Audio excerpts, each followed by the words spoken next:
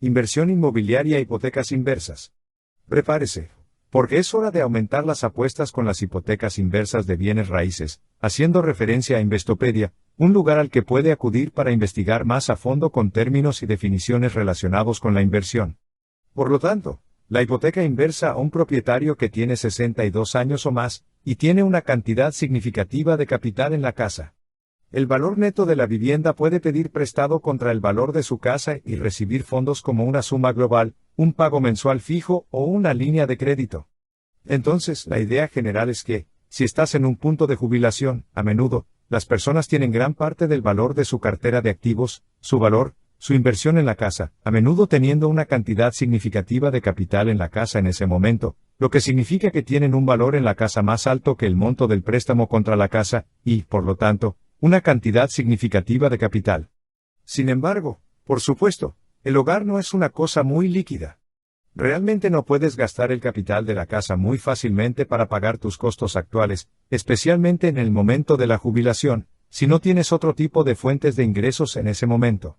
Entonces, la pregunta es, bueno, ¿cómo puede acceder al capital de la casa para que pueda usarlo para su jubilación como parte de su plan de jubilación, posiblemente y hacerlo?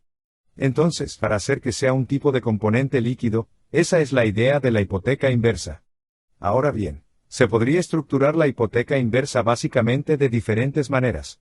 Básicamente, te estás comiendo el valor neto de la vivienda. En otras palabras, en lugar de que usted pague el préstamo. Básicamente, el banco está, en esencia, pagándote, teniendo el valor del préstamo, el monto del préstamo realmente subiendo, que va a ser respaldado por la casa, mientras que en el momento, al final de esto, si la casa se vendió, la idea es que básicamente podría pagar el préstamo, y los intereses que se han acumulado con la venta de la casa. Ahora, la estructura, o lo que sería el pago al revés, podría ser en forma de una suma global o pagos mensuales fijos o una línea de crédito, ¿verdad? Y dependería de las necesidades de la persona que desea la hipoteca inversa. ¿Necesitan el dinero de la suma global por adelantado? Tienen una cantidad mensual fija, que podría ser común si la estás usando como parte de un tipo de plan de jubilación, para tener un pago mensual fijo con respecto a ella, o una línea de crédito que puede actuar como una salvaguarda para que puedas recurrir a ella, básicamente pidiendo dinero prestado.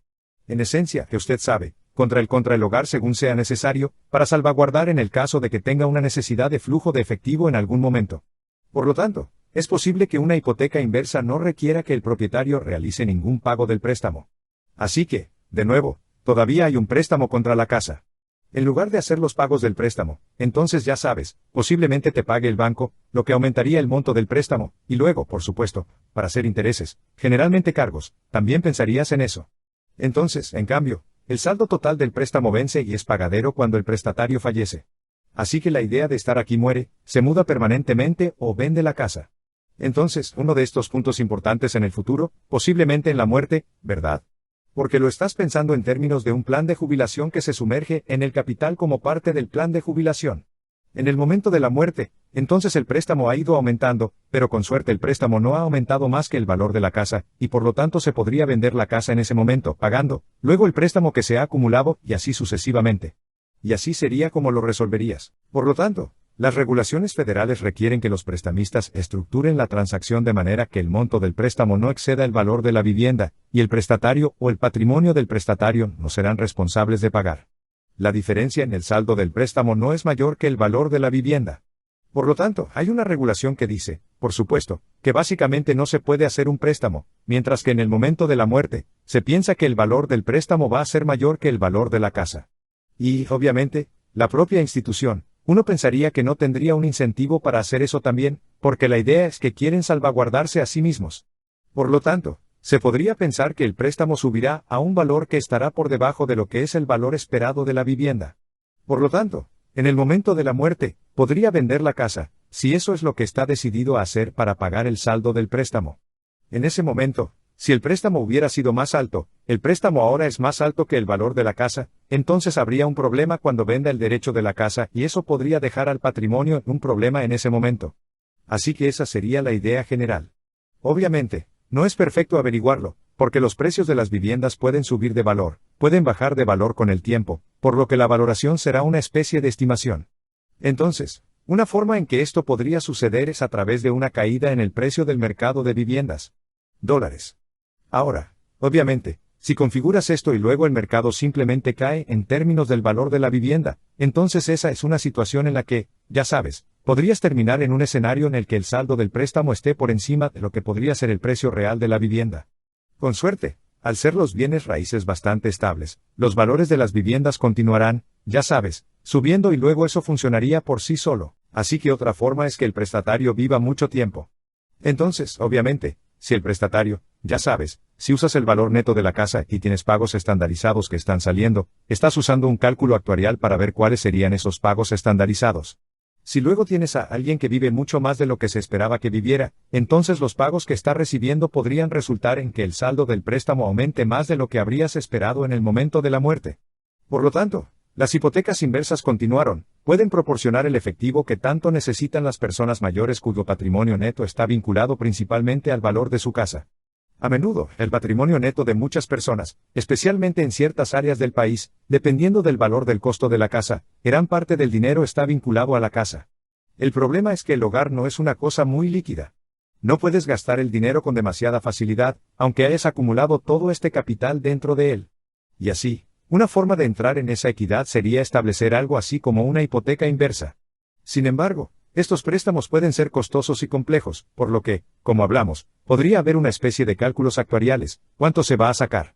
Estás proyectando cuál será el valor futuro del préstamo.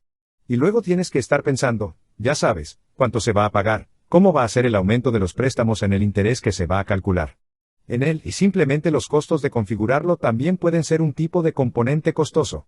Por lo tanto, esas cosas deben tenerse en cuenta con la hipoteca inversa. Entonces, ¿cómo funciona una hipoteca inversa? En lugar de que el propietario haga pagos al prestamista, el prestamista hace pagos al propietario de la vivienda. Por lo general, se hacen pagos al prestamista, al banco. Digamos ahora que el prestamista, o digamos que como el banco, le está haciendo pagos. ¿Cómo puede funcionar eso? ¿Cómo puedo decir que, si pedí dinero prestado, cómo me pueden estar pagando? Bueno, básicamente, te están otorgando cada vez más un préstamo, ¿verdad? Con el tiempo, está obteniendo más y más de un préstamo, que está garantizado por el capital de la casa, con lo que el prestamista se siente cómodo, dado el hecho de que cree que la casa tiene un valor significativamente mayor que el monto del préstamo, y lo tanto, en el momento de la muerte, con la determinación sucederá en algún momento. Dado que solo otorgamos estos préstamos a personas que tienen más de un cierto nivel de edad más o menos, entonces podrían vender la casa y pagar el préstamo, y así es como básicamente puede aprovechar, en esencia, el capital. Por lo tanto, el propietario puede elegir cómo recibir estos pagos, y solo paga intereses sobre los ingresos recibidos. Los intereses se transfieren al saldo del préstamo, por lo que el propietario no paga nada por adelantado. El dueño de la casa también conservará el título de la casa, por lo que sigue siendo ya sabes, la casa del propietario, ¿verdad? No están renunciando a la casa, aunque, obviamente, están echando mano del capital, por lo que recuerden que hay una diferencia entre el préstamo, lo que es el préstamo y lo que es la propiedad de la vivienda.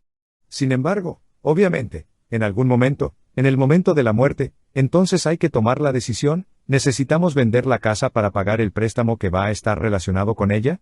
Por lo tanto, a lo largo de la vida de los préstamos, la deuda de los propietarios aumenta y el valor neto de la vivienda disminuye. Eso significa, ya sabes, tienes la casa. Con suerte, la casa sigue subiendo de valor, el monto del préstamo que la casa está asegurando, el préstamo está respaldando el préstamo, el monto del préstamo está aumentando por supuesto con el tiempo, porque básicamente está sacando más dinero con el tiempo, lo que disminuye el capital, que es el valor de la casa, menos básicamente el saldo del préstamo en general. Entonces, ¿cómo revertir las hipotecas funciona? La casa es la garantía de la hipoteca inversa.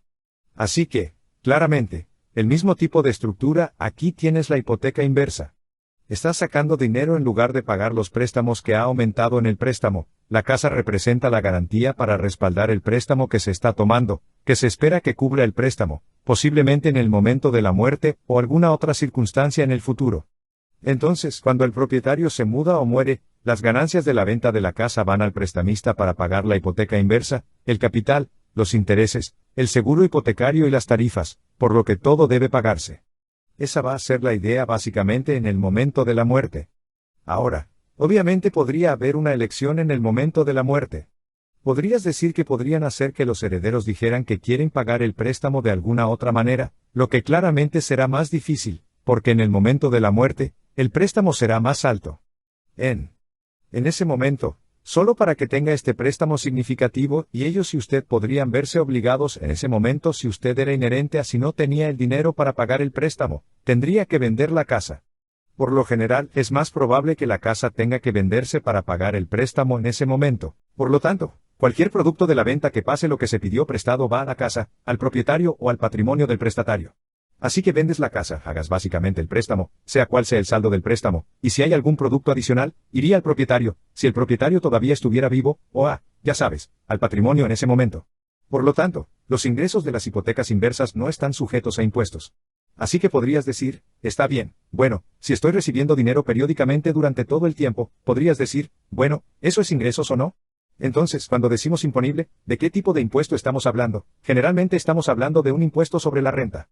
Por lo general, nos cobran impuestos cuando recibimos dinero. Y en este punto, estás recibiendo dinero, pero en realidad no es un ingreso, porque es como un préstamo. Es una hipoteca inversa. Estás aumentando el monto del préstamo, por lo que no es algo que vaya a estar sujeto a impuestos. Lo cual lo que es agradable. Así que, en general, no es algo imponible. Entonces, el IRS considera que el dinero es un adelanto de préstamo, y que es básicamente lo que es, ¿verdad? Está recibiendo un adelanto del préstamo. No es como si fuera un ingreso, porque tienes que devolverlo. Lo más probable es que lo pague cuando muera, si así es como se ha establecido, porque es entonces cuando tendrá que vender la casa y devolverla. Así que más intereses, ¿verdad? Entonces, ¿tipos de hipotecas inversas? Tan diferentes tipos. Hay 3 tipos de hipotecas inversas. La más común es la hipoteca de conversión del capital de la vivienda, o la HSM. Las letras H, E, C, M representan casi todas las hipotecas inversas que los prestamistas ofrecen sobre valores de viviendas inferiores a $765,000 $600,765 $600, así que ese es el que probablemente vas a estar mirando. Por lo tanto, es el tipo de hipoteca que es más probable que obtenga. Si su casa vale más, puede considerar una hipoteca inversa gigante, también llamada hipoteca inversa propietaria, en esos casos.